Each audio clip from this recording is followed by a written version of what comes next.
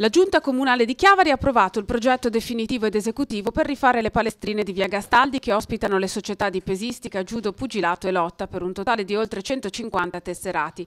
L'immobile di proprietà del comune vincolato è ampio 785 metri quadri.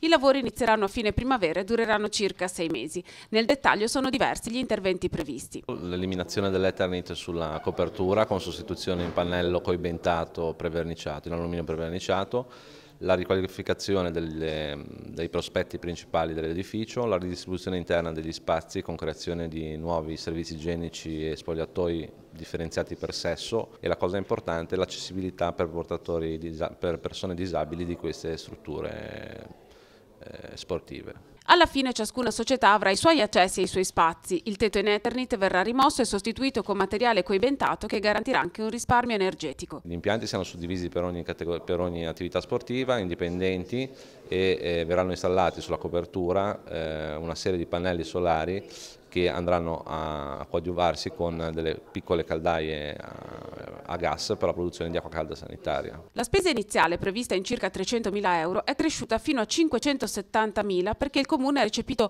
tutte le richieste avanzate dalle società sportive. La copertura finanziaria deriva dall'avanzo di amministrazione. Queste palestrine di via Gastaldi erano in condizioni pessime e durante la campagna elettorale poi abbiamo incentivato questo tipo di rapporto con la società, facendo anche in quelle circostanze delle promesse, però poi una volta elette abbiamo immediatamente incontrato io personalmente tutti i presidenti, abbiamo fatto degli ulteriori sopralluoghi e abbiamo portato avanti questo progetto. Noi avevamo anche in mente, e lo abbiamo tuttora, quello di promuovere il famoso centro polisportivo, di portare avanti quel progetto a San Pier di Canne, però visto che probabilmente la procedura lì è un pochettino più lunga, abbiamo pensato di non perdere tempo e di dare un riscontro immediato mettendo a posto queste palestrine.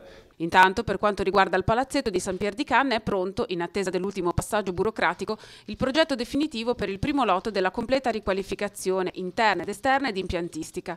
L'amministrazione comunale sta lavorando anche alla collocazione della pista di atletica, invocata dalle società, nell'area di Colmata, al posto di quella ex Italgas di Caperana, che ha problemi di natura idrogeologica.